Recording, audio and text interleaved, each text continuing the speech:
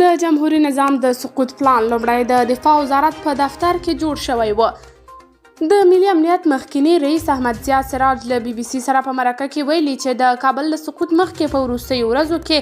د امنیتي ادارو لوړپوړي چارواکي دې پایلې ته رسېدلي وو چې نور هر څه پای ته رسېدلي او د دفاع لپاره هیڅ څه یا هیڅ ځای نه دی پاتې شوی. د مرکه چې پرون چهارشنبه د چنګاښ پر 8 خپره شوې د پخواني نظام د سقوط یو شمېر رازونه پکې افشا شوي او د مخکني ولسمشر محمد اشرف غني تېښته د بشپړ نظام د ړنګېدو لامل بلل شوې ده.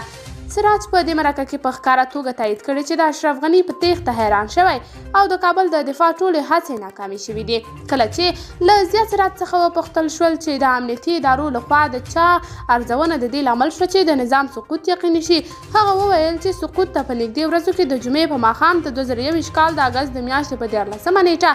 د دفاع وزارت په دفتر کې د ملي امنیت سلاکار حمدالله محب،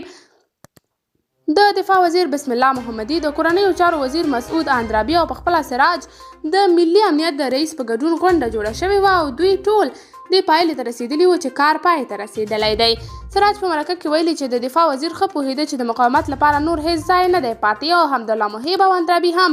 له خپلو ارزونو سره دې پایلې ته رسېدلي وو چې له کابل څخه نور دفاع نه کول به یوه ټولیزه پرېکړه وي. د سراج په وینا چې کابل کې دا غونډه داسې مهال روانه وه چې په مزار شریف کې لا هم امنیتي ځواکونو مقاومت کوه او بل لور ته طالبان د هرات په نیولو او د ظفر قلعه اردو کې د ټولو امکاناتو په نیولو بریالي شوي وه. بله ورځ شنبه د اګست په 14 د مزار شریف ولایت سقوط وکړ او طالبانو د ښار مهمې سیمې ونیولې، خو د ښاغلي سراج په وینا د کابل د غونډې ګډونوالو د نه مقاومت پرېکړه ان د هرات ولایت ته سقوط مخکې کړې وه.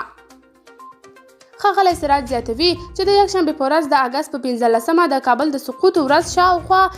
1:45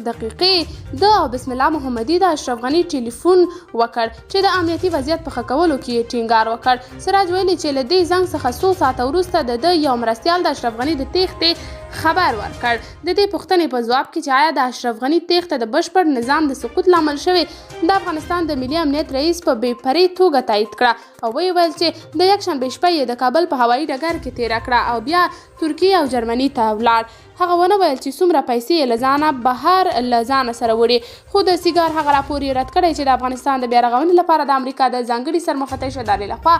د ملي امنیت له دفتره لسګونه میلیونه ډالر ورک دي او زیاته یې کړه چې د سیګار راپور په بشپړ ډول بې بنسټه دی. احمد زیات سراج په مرکه کې ویلي چې پخوا یې د جرمني ویزه درلوده، داسې ښکارېدل چې د امنیتي ارګانونو ټولو لوړپوړو چارواکو د هرات له سقوط وروسته له هېواده تېښتې ته پوره چمتووالی درلوده. په دې توګه د جمهوري نظام د نسکورېدو پلان